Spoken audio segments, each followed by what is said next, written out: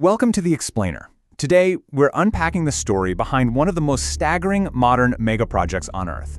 We're looking at China's newly opened Chongqing East train station. If you love understanding how massive, mind-bending global infrastructure actually comes together, well, you are in the exact right place. Okay, let's dive into this. 1.22 million. That is the jaw-dropping square meter footprint of the new Chongqing East train station. To really wrap your head around that scale, imagine laying out 170 standard football pitches side by side. This single train station would literally dwarf them all.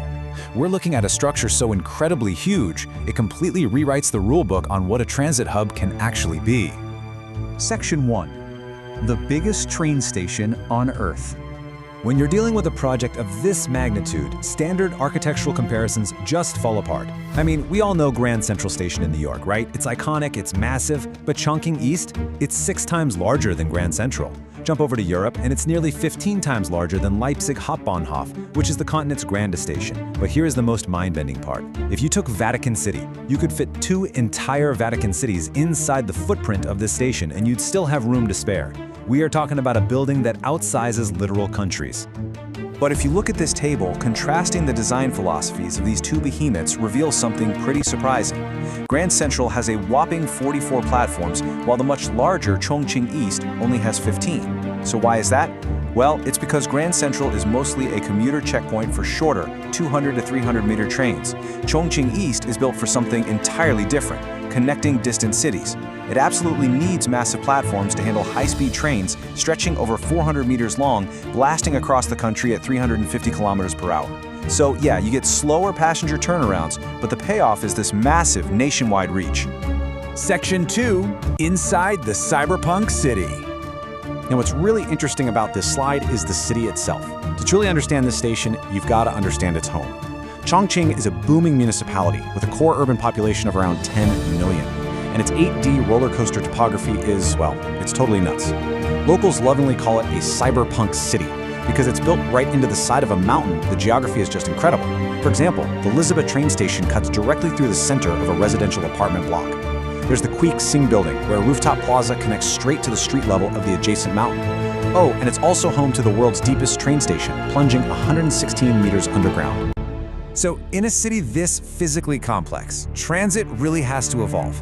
Chongqing East acts as a pilot for this really cool concept called station-city integration. This isn't just about showing up to catch a train. It's about transforming a high-speed rail stop into a huge multimodal hub, completely synchronized with retail, hotels, and local infrastructure.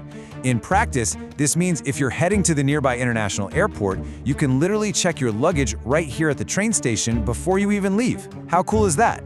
Section 3. China's megaproject motivation.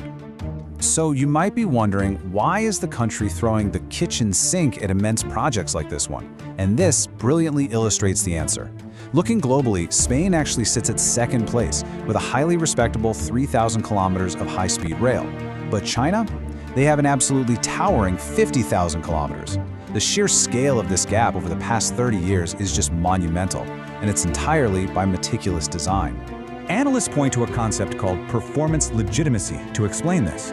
Basically, this is a political strategy where a government delivers massive, highly visible infrastructure. It does a few things at once. It meets public needs, impresses the population, and demonstrates global state capability.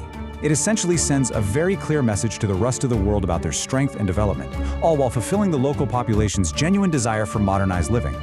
But there are definitely other multifaceted drivers behind this boom. First off, there was the War on Poverty. This aimed to connect the historically poorer Western regions to the more prosperous East, utilizing a $250 billion investment by 2021 to eradicate extreme poverty. Then you have the engineering state, the idea that senior leadership has historically been made up of civil engineers who, by their very nature, want to build things. And finally, regional competition. Local officials actively build these massive projects to outcompete their peers and generate rapid economic growth in their areas. Section 4. Built by a robot army. Knowing the motivation is one thing, but the actual physical construction of Chongqing East is the whole other marvel, especially when you consider it was completed in just 38 months. The volume of materials used here is staggering: 2 million cubic meters of concrete and 366,000 tons of steel. To put that into perspective, that's more than double the concrete poured for America's massive Mossy Rock Dam. We are literally talking about an almost unfathomable amount of material going into a single train station.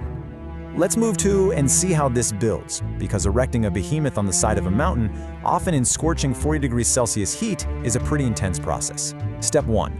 Crews literally had to cut into the mountain to clear soil and carve out a level foundation. Second, they drilled deep piles right into the earth to stabilize that foundation. Third, the first 5 levels were constructed to form a massive structural base. And finally, the upper 3 levels were built using heavy, reinforced concrete. Now, here's where it gets sci-fi. To survive that brutal 40-degree heat and hit that blistering 38-month deadline, traditional human labor just wasn't going to cut it. They brought in a futuristic robotic workforce. The site used laser-guided site-leveling bots, glass installation droids, and tile-laying robots.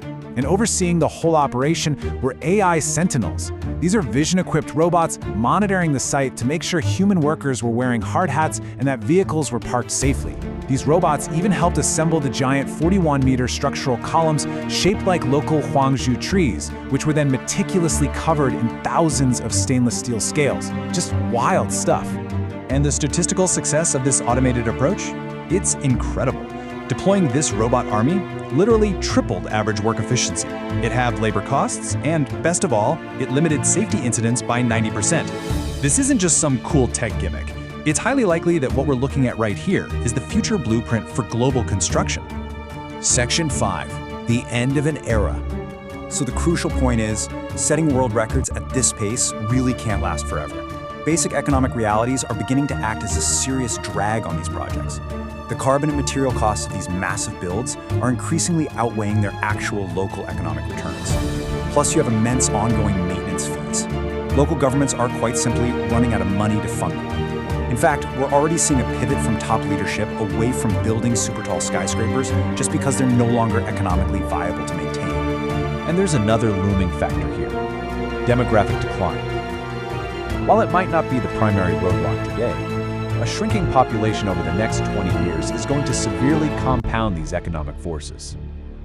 A declining population fundamentally changes the entire calculation of what is actually feasible, what is sustainable, and frankly, what is even necessary to build anymore. Which leaves us with a pretty provocative thought to ponder. Is Chongqing East the final mega project of its kind, or is it just the beginning of an even bolder engineering chapter? Will economic realities and demographic drag finally hit the brakes on the engineering state, or will China just continue to defy global expectations and keep building bigger? Thank you so much for joining me on this explainer. I hope this breakdown was as fascinating for you to learn as it was for me to share. Keep questioning, keep learning, and I'll catch you next time.